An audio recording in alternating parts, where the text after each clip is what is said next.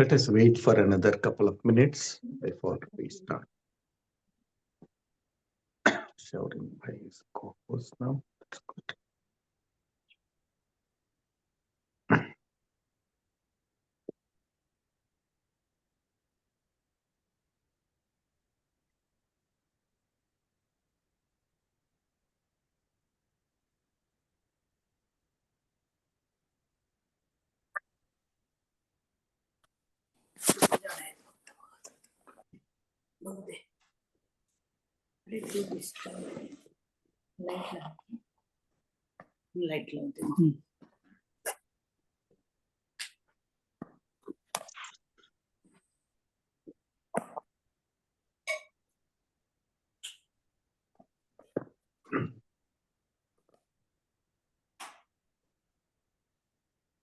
तुला तर चालेल.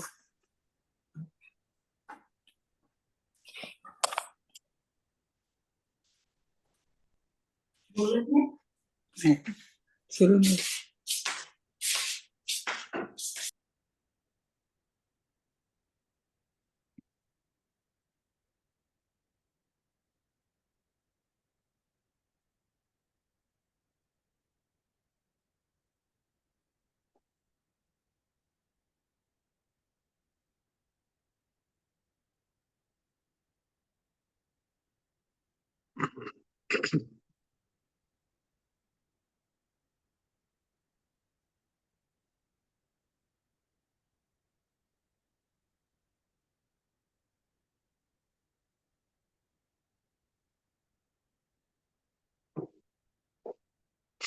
Okay. Om Asato Ma Sadgamaya Tamaso Ma Jyotirgamaya Mrityorma Mritam Gamaya Om Shanti Shanti Shanti Om Sahana Vavatu Sahano Bhunaktu Sahabhiryam Karavavahai तेजस्विनावधीतमस्तु मा विद्विषावहै ॐ शान्ति शान्ति शान्तिः सर्ववेदान्त सिद्धान्त गोचरं तमगोचरं गोविन्दं परमानन्दं सद्गुरुं प्रणतोऽस्म्यहम्. Welcome back to the study of this wonderful scripture, the Vivekacudamani. Sri Shankaracharya has been developing this important topic of the Shakti or the power which projects the world. And this he calls as Maya Shakti. And this Maya Shakti has two functions. One is that which veils or that which covers reality from us. And the other is that which projects something else in the place of reality. And the stock example that is given is that of a mirage. When one goes into deep desert and when one feels extremely thirsty, one sees an oasis with some palm trees and then a lake in the middle. And one thinks that there is water over there. It is the illusion that causes, it hides the reality that there is no water over there. And in place of the reality, it projects water. This is common experience for all those who travel in deserts. Similarly, this whole universe is nothing but a projection of the divine in order to deceive us into not knowing the reality. It hides the reality from us. And Even the wise people in the 114th verse, Shankaracharya very beautifully states over there, Prajnavanapi panditopi chaturoha. Even though a person is very wise, thinking of oneself as very intelligent and wise, and even if the person has studied a lot of books, granthas, and one who will be a very good orator, prajna achaturaha api atyanta sukshma, but yet if one cannot discern the unreal from the real, then such a person is termed to be overpowered by tamas only. So this is the wheeling power of Maya. It covers everyone. Jnaninaamapi chetamsi devi bhagavati hisa baladakrishya mohaya maya prechati. In the Devi Mahatmya, the Devi Bhagavatam, we come across this wonderful verse that the Divine Mother envelops us, even the intellects of jnanis, of those who have understood what reality is, but yet who have not experienced reality in its fullest extent. Devi Bhagavati is balad akrishya moha, as if drawn, just like magnet. She draws their mind away from the divine and shows something in its way. So in our scriptures, in our mythology, Hindu mythology, we find innumerable incidents of great sadhakas or great spiritual aspirants who have been deluded by this Maya. So that is to say that one cannot be too sure of one's own self. So do not dare temptation, says Swami Vivekananda. Do not dare temptation. If temptation comes in front of you, do not dare it. Say, oh, I am very strong. I can resist it. No. Instead, pray to the Lord, please remove this temptation from my heart. Please remove this temptation from my sight so that I do not become a prey to it. This is something which we need to do as a sadhaka, as a sadhika, as a spiritual aspirant. We must never be too sure about ourselves. This is a very axiomatic truth that has been revealed in all our scriptures. Because this Maya is very aho ati gambhira vichitra idacha idam Maya. Shankaracharya has already spoken about this, that this is ati gambhira. This is very deep. Gambhira means very deep. Vichitra, it is very mysterious. Paramartha asatvopi paramarthatah iti manyante. That means even though it is not spiritual, yet it shows as if it is deeply spiritual. That means the sights and the tastes and the flavors that we enjoy, etc. No, we say, especially after coming to this country, I hear this. Many people come and say, I am not religious, but I am very spiritual.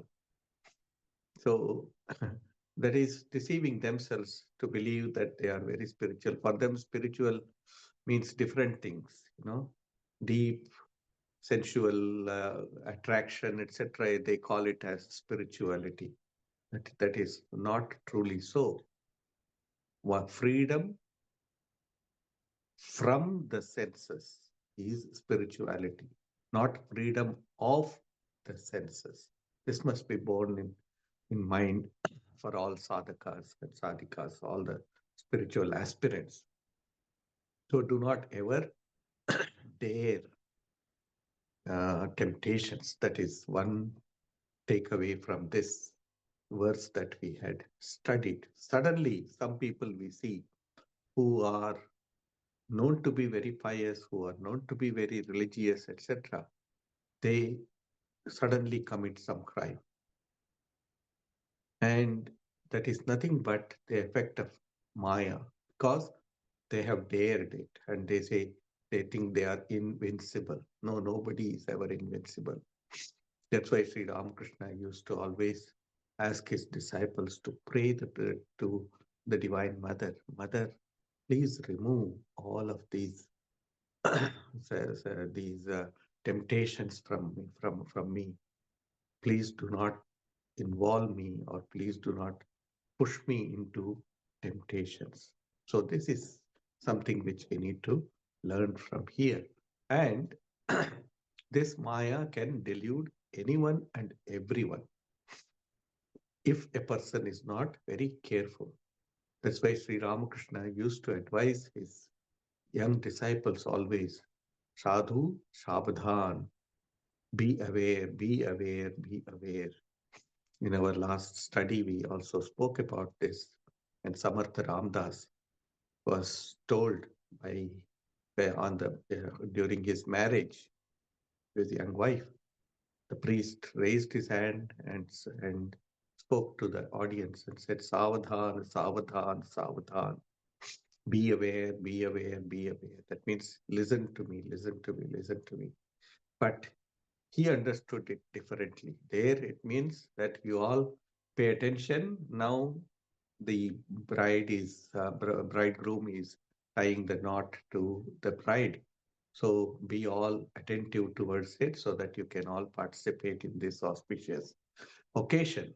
But he understood it differently. And he said, oh, the priest is warning me, said, be careful, be careful, be careful. You may get into trouble. So be careful. So immediately he threw off his dress and everything and ran out of the marriage hall, and he disappeared into the wilderness. And later he became the guru, famous guru of Chhatrapati Shivaji Maharaj. So that is savadhana. That means to be very careful. I mean, um, but we should acknowledge the presence of this divine power within ourselves, and we only have to pray to her to let us go forward, not to stop us from proceeding in our spiritual path.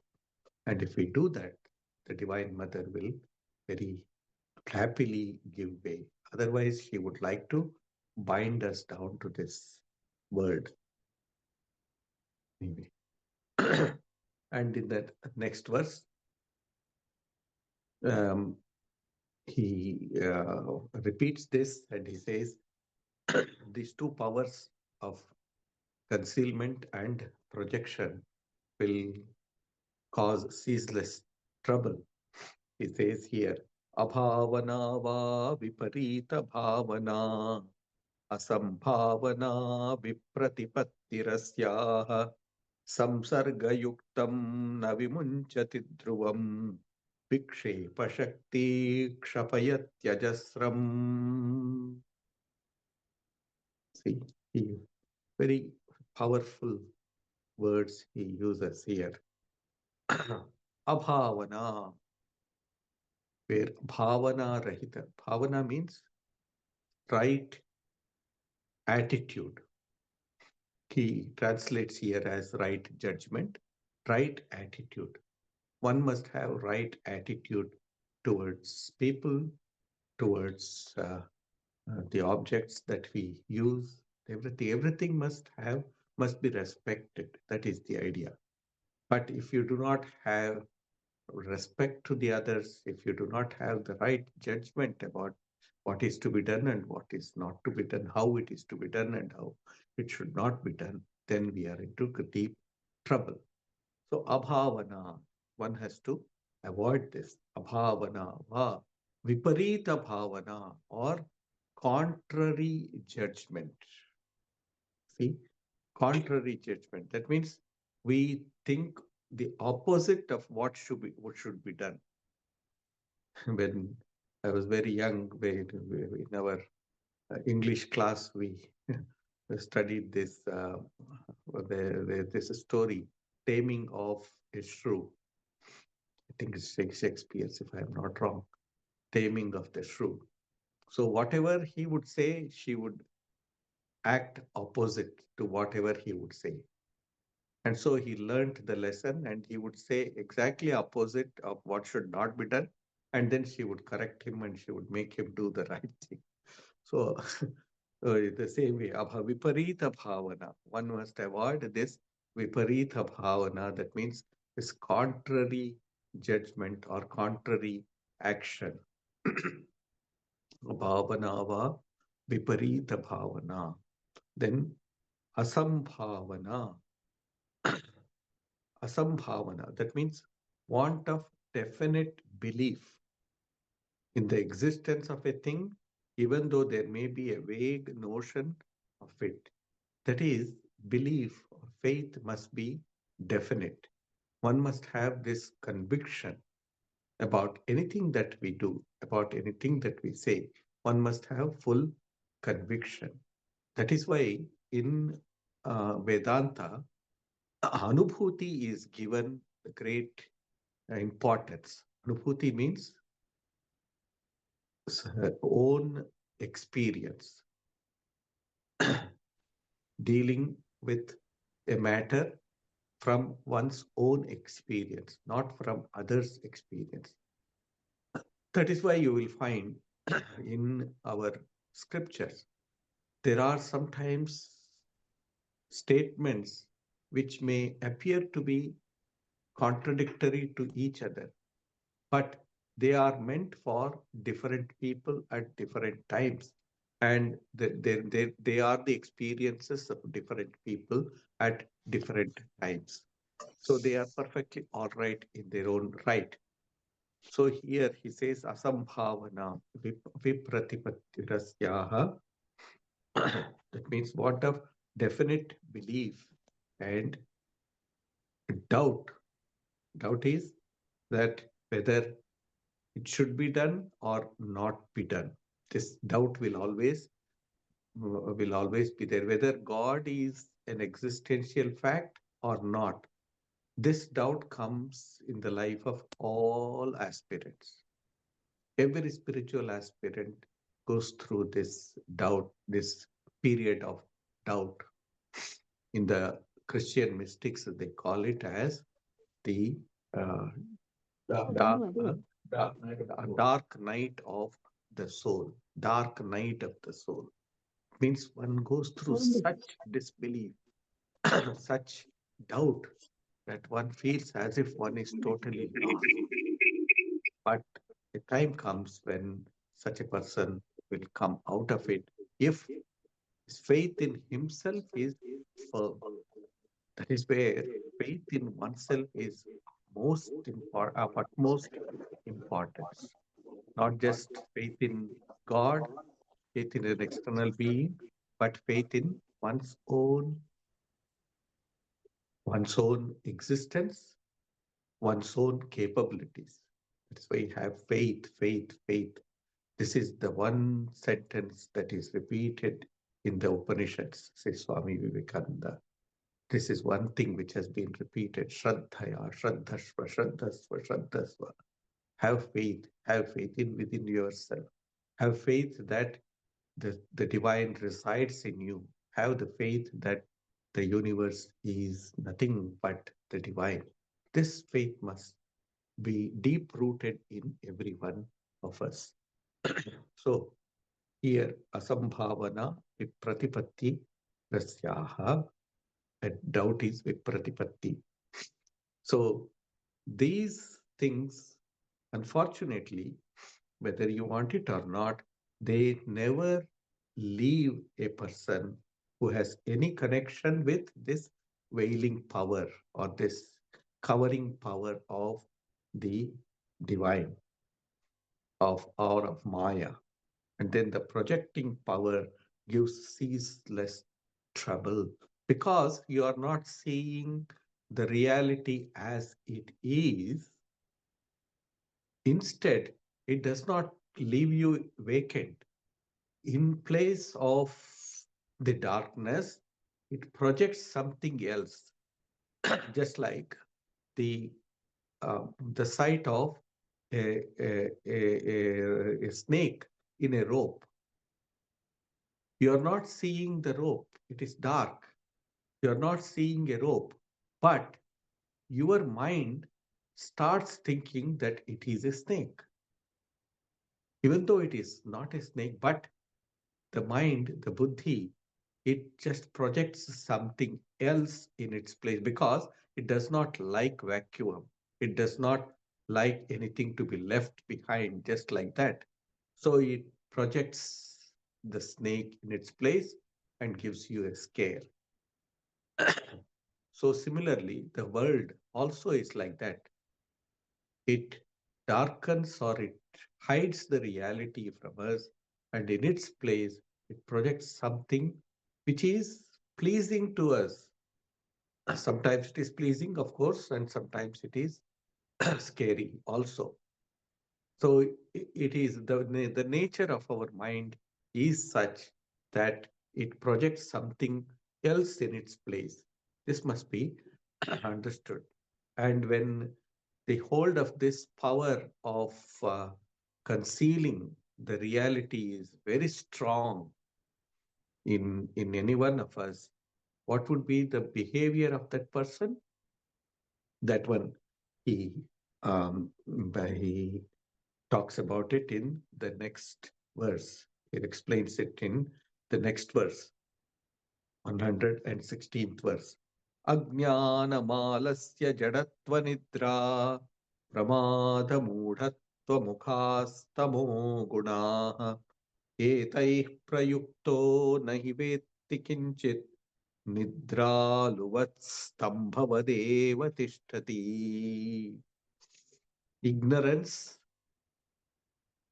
what are the, see, he, uh, he talks about the different things that comes to us when the ajnana or ignorance overcomes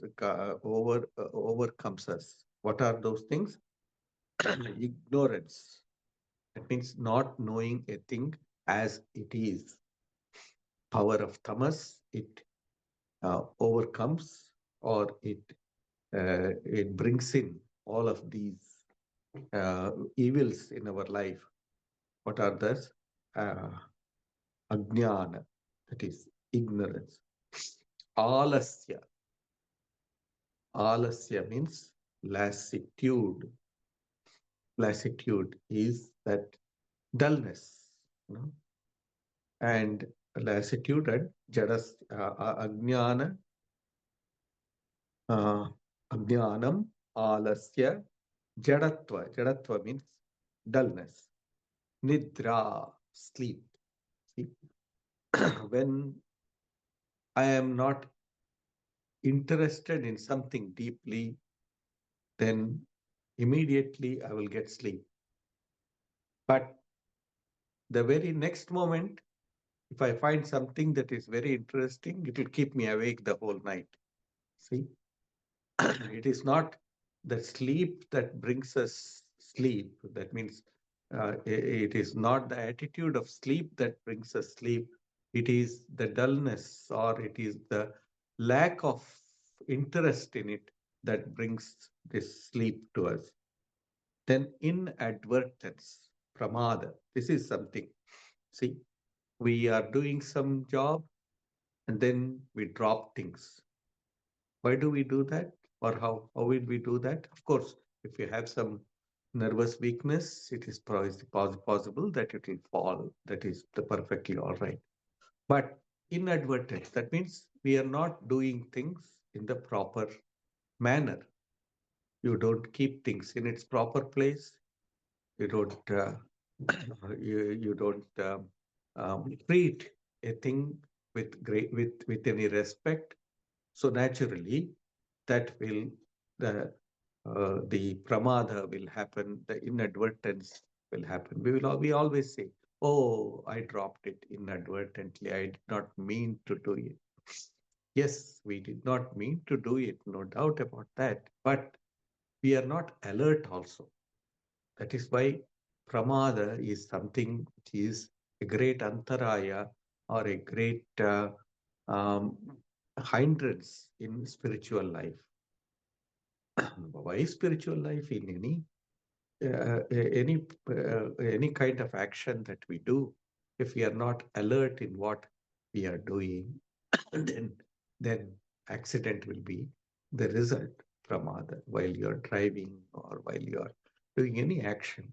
If you are not alert, then it will bring about destruction or it will bring about some kind of damage in your life.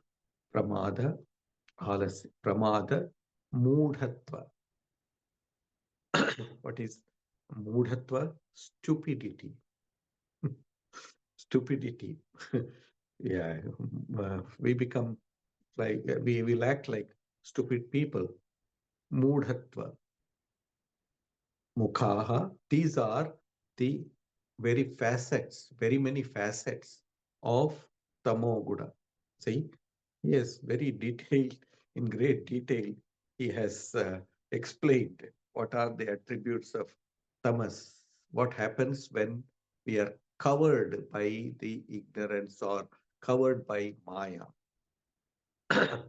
Ignorance, lassitude, dullness, sleep, inadvertence, stupidity, and so on are the attributes of tamas.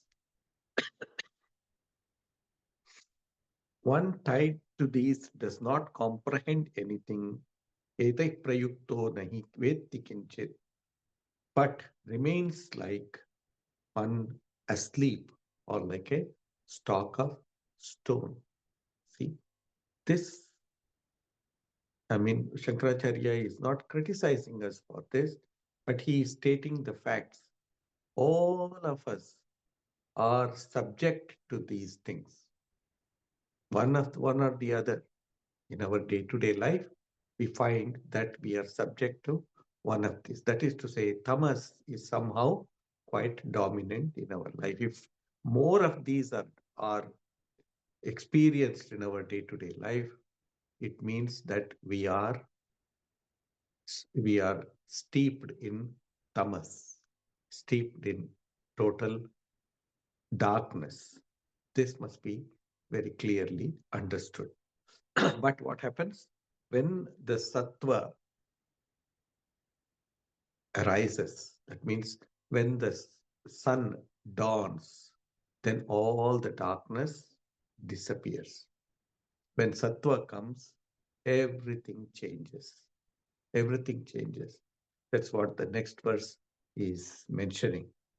Sattvam vishuddham jalavat tathapi ताभ्यां मिलित्वा शरणाय कल्पते यत्रात्मबिम्बः प्रतिबिम्बितः सन् प्रकाशयत्यर्कैवाखिलं जडम्.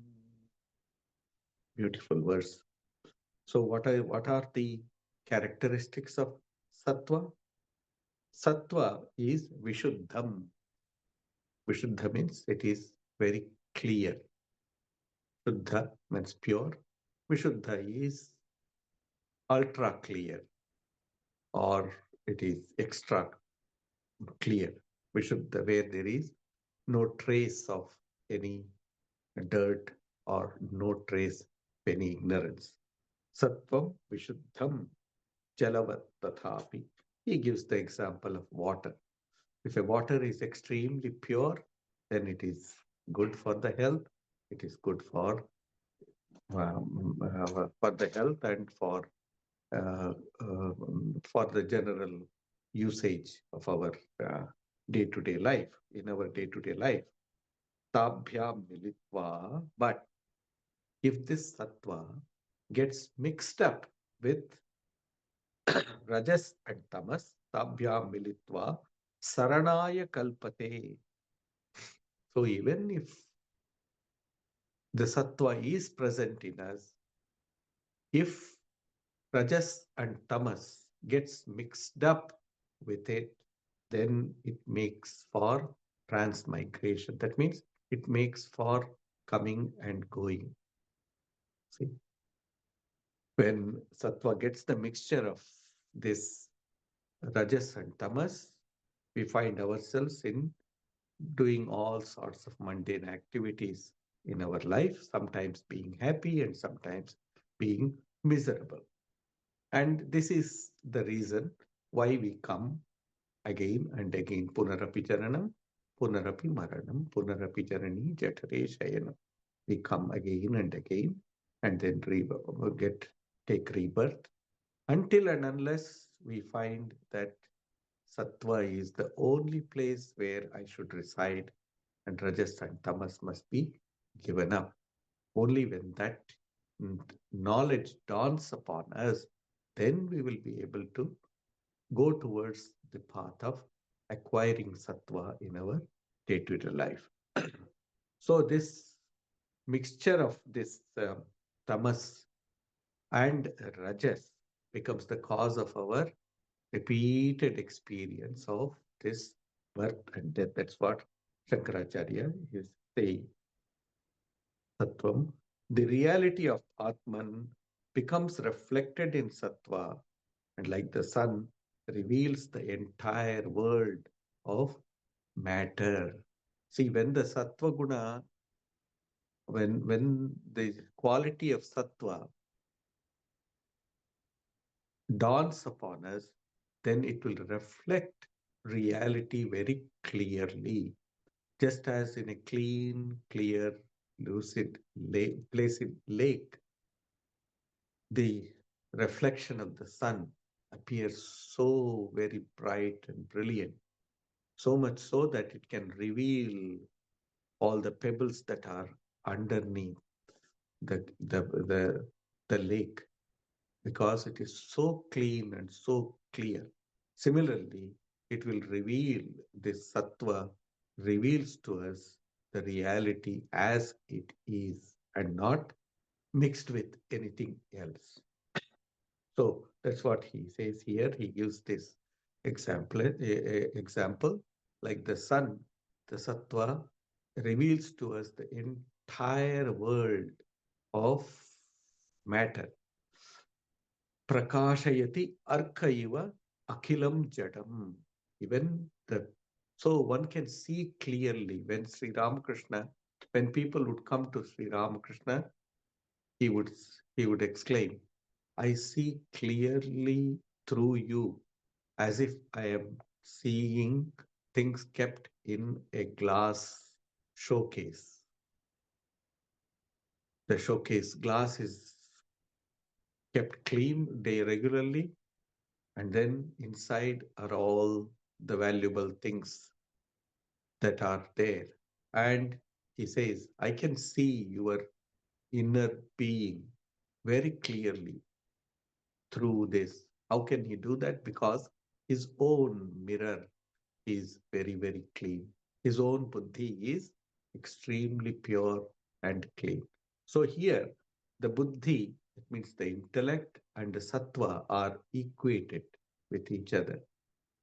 Buddhi means sattva and sattva means buddhi in this context. Sattva means buddhi also. The prakashayati arkaiva kilam jadam. So cleansing of the mirror of the mind, cleansing of the river, uh, cleansing of the mirror of the mind, it will reveal the reality very clearly to us. So that is why taking the name of the Lord daily, Nama Japa, is considered to be one of the greatest of the cleansing agents. Sacha sabun le na मूरख hai santan ke pasa, says Kabir Das. Sacha, if you want to to clean your cloth, you need a soap, you need a detergent. And you know how, where will you get it? You get it from the Santa. Santa is a person who will give you the name, who will take you towards the reality, towards God. So, Nama Japa, that means continuously chanting the name of the divine, Sri Ramakrishna, and all the great saints in recent past, they have recommended to all spiritual sadhakas this one great thing, that is Nama Japa. Take the name of the Lord. The more and more you utter the name of the Lord, the more and more you think of the presence of the divine within you, the more and more the mirror of your buddhi, the mirror of your intellect will become clean. And then that will reflect in the mind, and your mind will become pure. So this is something which is probably one of the more easiest paths that has been recommended by the saints and sages. Of course, then for those who are not totally inclined towards the name, the Nama Japa, who have some doubt about it in their own mind, for them, of course, the path of jnana comes, the path of neti neti, or this is not this, not this, the path of discrimination and dispassion and discrimination, etc., comes to them. That is okay. That is for very advanced sadhakas. It is perfectly all right. But for ordinary beings like all of us, the best path to cleanse the mirror of our mind or of our soul, whatever you say, it is by chanting the name of the Lord. And Sri Ramakrishna says, the more and more you chant, and when the tears flow from your eyes, that will cleanse all the sins, and it will cleanse. It is the cleanse being the removing all the dirt and dust. Sin is nothing but dirt and dust which has accumulated in the mirror. That mirror will become clean, and then it will reflect the light of the Atman, that reflect the light of the divine within every one of us. Attam Vishuddham. Then मिश्रस्य सत्वस्य भवन्ति धर्मास्त्वमानिताद्या नियमा यमाद्या श्रद्धा च भक्तिश्च मुमुक्षता च दैवी च सम्पत्तिरसन्निवृत्तिः. See, मिश्रस्य सत्वस्य भवन्ति धर्माः. The traits of mixed sattva are an utter absence of pride and so on. See, in the Bhagavad Gita, the 13th chapter, Sri Krishna describes this. What are those? Amanitadhyaha. Amanita. Amanitvam, adambhitvam, ahimsa, kshantirarjavam, acharyopasanam, shaucham, sthiryam, atmavinigraha. These 9 attributes, Sri Krishna says, has to be developed by a sadhaka. What are those? Amanitva. That means not having any kind of pride, mana. Mana means pride. See, I am somebody, I must be respected, etc. Amanitva. Mana means somebody praises me or somebody does not praise me or somebody hates me. I should be equanimous under those circumstances. Extremely difficult, I understand, because we are all full of this pride, mana. I am somebody, so I must be respected. This is a very, very inherent quality in all humans. Mana, amanitvam, adambhitvam. Dambha means pride, pride of being rich, pride of being intelligent, and so on and so forth. You can keep on adding attributes to this. Adambhitvam, ahimsa, it means not hating anyone. Himsa, ma himsyat. It means may there be no uh, no hatred from me towards anybody. That must be the attitude of a spiritual seeker. Amanitvam, adambitvam, ahimsa, kshanti. Kshanti means kshama. It means forgiveness. Forgiveness, you see, to err is human, but to forgive is divine. If you have forgiven somebody from the depths of your heart, that means you have acquired the Daivi Sampatti, that means the divine qualities, or you are expressing that divine quality that is within you. Kshanti, Arjavam, Rajuta. Rajuta means straightforwardness, not beating around the bush, but going straight forward. Rajuta, Amaritvam, Madambitvam, Ahimsa, Kshantirarjavam, Acharyopasanam. That means Acharya Upasanam, faith in the words of your Guru and respecting your Acharya. That means the teachers. Maybe they may be human teachers or Sachidananda himself, the ultimate Guru. Shaucham.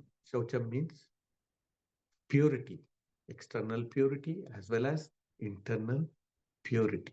Keep your place clean, keep your mind clean at all times. Shaucham, stairyam. Stairyam means firmness.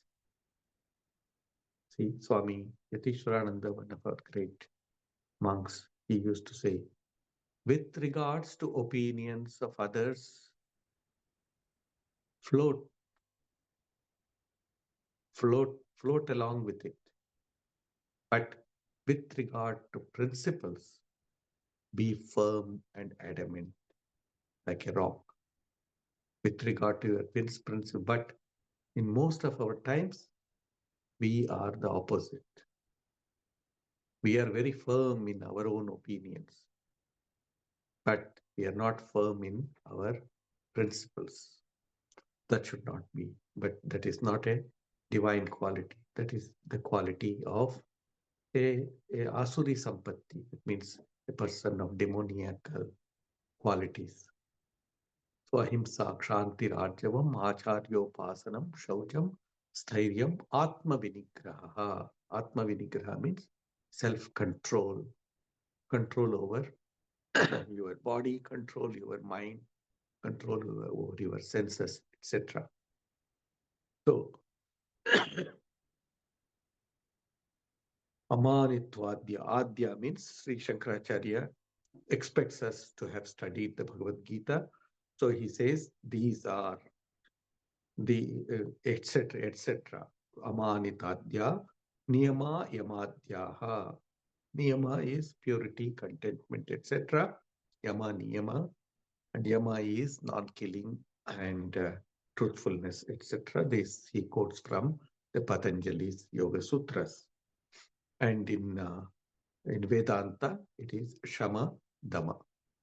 Shama and Dama. Dama is internal control. Shama is stopping the temptations from coming towards you. And Dama is controlling the mind. Shama, Dama, and the like, as well as faith, Shraddha. See, Shankaracharya is never tired of using this term Shraddha again and again. We have seen this before. He will be repeating it several times now onwards. What is Shraddha? He has already defined. Shastrasya Guruvakyasya Satya Buddhi Avataranam Sa Shraddha Katita Sadbhiryaya Vastu Upalabhyate. In this Vivekacudamani, we have studied this. What is Shraddha? Shraddha is Shastrasya Guruvakyasya. In the faith in the words of the scriptures and faith in the words of the Guru. Whatever the Guru says, I will follow it. Guruvakyasya Satya Buddhi Avadharanam.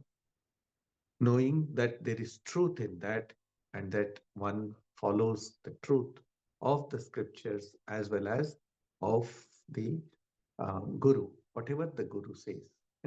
I heard the other day a funny story somewhere in Assam. This guru, this a person went there with great faith in this particular person, and that person gave him a mantra, and that mantra had some grammatical defects in it because of the language that is spoken over there. That person, that guru gave him the mantra, and the mantra he kept on chanting. What are the scriptures? I will come to that a little later. um, so I just narrate this funny story. So this is an actual story. So this is somewhere in Guwahati in Assam. And this was a mantra of the divine mother that was given to him. And he went on chanting this with great faith in the words of the Guru. He did not question the grammatical mistake or the proper inappropriateness of that. But um, one day, when he was chanting this mantra with great, deep faith and devotion, the Divine Mother appeared before him and said, "Look here, I am very happy that you are chanting a mantra, but there is a defect there is a grammatical defect in the mantra, and it should not be chanted that way. There is a defect. And mantra ashuddhi, there is a saying in Tantra that if a mantra is uttered as ashuddha or improperly, then the effect of the mantra will be lost. And not only that the effect of the mantra will be lost, but the contrary will take place. That means the something bad will happen. This is a common belief or a faith, because the mantra shastris, the scripture, those who have created the mantras, etc., their contribution has to be acknowledged, and it must be chanted or it must be uttered properly in a proper manner. And it is a traditional fact in our tradition. It is an accepted fact. So the Divine Mother told him, "Look here, from now onwards, you chant the mantra in this manner, not in the manner that your guru has taught you." So this man who had such deep faith in the words of the guru said to the Divine Mother, "Mother, it does not matter if you give me your darshan or not, whether you appear before me or not, whether you bless me or not, but I am not going to listen to you. I will only listen to my guru." My guru, I will accept whatever he has given to me. My faith in my guru is absolute. I cannot change the mantra because you have asked me to do it. Because my guru has given this, and I have accepted him as a representative of yourself. I will not be able to change it. You may change your mind and you can go away. The Divine Mother smiled at him and said, "That is all right. Don't worry. You chant as you like. I just wanted to test your faith in the words of the Guru." So that is Guru Vakya. And what is Shastra? Shastra is for us, the Vedantins, or for Hindus, the Vedic one. Vedas are our Shastras, our scriptures. Whatever has been written in the Vedas, whatever has been given to us from our tradition, deep tradition, that is called as the Shastra. So Shastras are the Vedas, the Upanishads, and also the Bhagavad Gita is also considered as a Shastra, even though it is a Smriti, but yet this is. So we have got two sets of scriptures. One is called as the Shruti and the other is called as the Smriti. Shrutis are the eternal Vedas. Upanishads fall into that. And then the Smritis are the subsidiary books or subsidiary creations like the Bhagavad Gita and other scriptures. Even this the Vivekacudamani also could be called as a Smriti Grantha because the words of the Smritis can be challenged and it can be changed according to the time, like the manuscript is Manusmriti, Yajnavalkya Smriti, and others. They undergo a lot of change according to the need of the time. But Bhagavad Gita has been considered as at par with the Shruti because the words that Sri Krishna or the message that Sri Krishna has given to us in the Bhagavad Gita are of eternal nature. It has been true, or it has been as true as it was in his days as it is even today. So these are the scriptures. So scriptures are the Vedas. So Vedic mantras, etc. For example, whatever is written there. Of course, there are certain things which are um, not very much applicable in the present age, which we do not have to disrespect it, but we need not follow them at all times. But whenever we are in doubt about doing something or about seeking some answers, deep answers to the problems of life, then we always go to the Shruti, and it is the the absolute authority for us. The absolute authority for us. Hope that makes it. That gives the answer to this that the topic of the Shruti or the scriptures.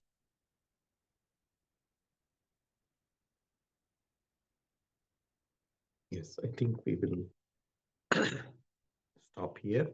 Amanitvam, Madambitvam, etc. We have studied that. Daivicha Sampatti Asannivrittihi. See, these Daivi Sampattis, the divine tendencies, they make us turn away from the unreal. Daivi Sampattis. This is something which we need to study, which which we are studying anyway in the Bhagavad Gita, the Daivi Sampattis, which we will come in the 16th chapter of the Bhagavad Gita.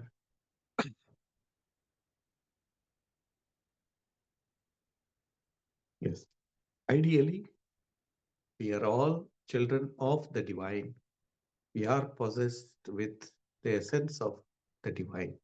So Daivi Sampatti is very much in every one of us.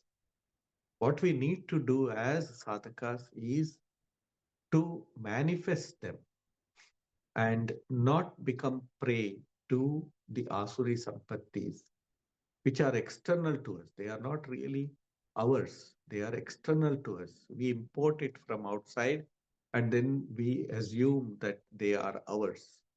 That has to be taken care of, whereas the Daivi Sampattis, the divine qualities, are inherent in every one of us.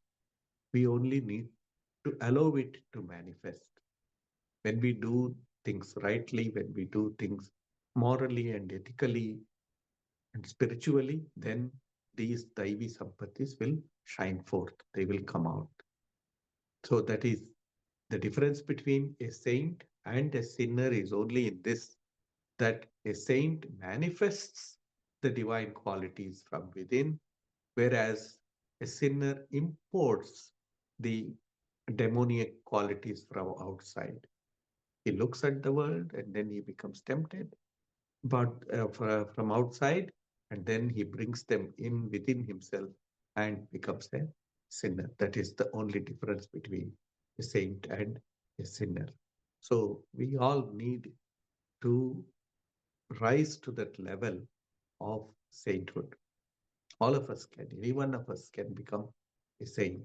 In our own life, we can become, provided we become aware of these qualities and we give importance to them in our day-to-day life. So we shall stop here.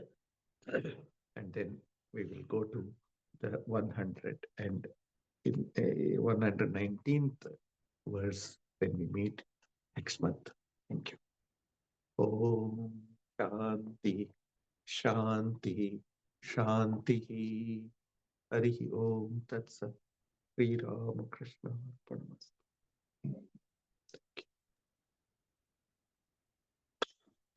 Thank you, Swamiji. Thank you, Swamiji.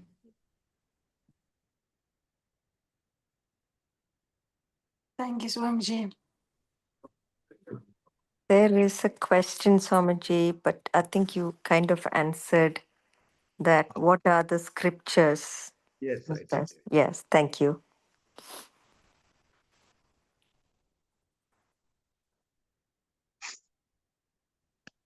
Good night, Swamiji. Thank you. Good night. Good night. Thank you, everyone. Thank you. Pranam.